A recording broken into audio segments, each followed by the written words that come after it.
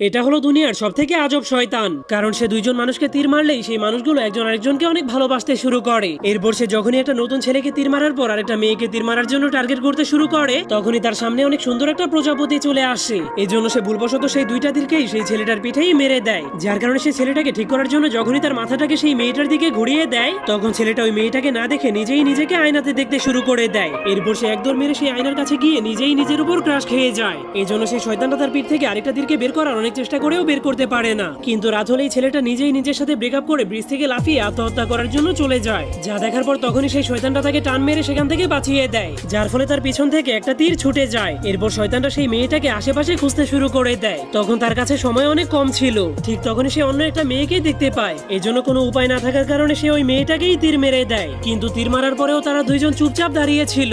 এই জন্য শয়তানটা বুদ্ধি খাটিয়ে সেই পুরনো মেয়েটার চেহারার জায়গাতে এই নতুন মেয়েটার চেহারা এঁকে দেয়, যার ফলে শয়তানটার ম্যাজিক